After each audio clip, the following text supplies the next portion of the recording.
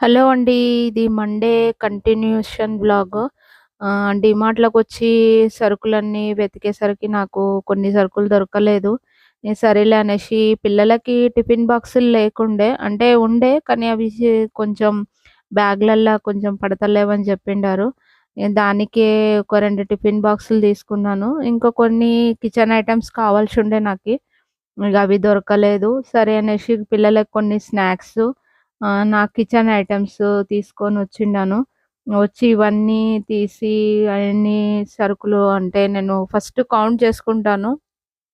మళ్ళీ ఎక్స్‌చేంజ్ ఏమన్నా ఉంటుందా లేదా?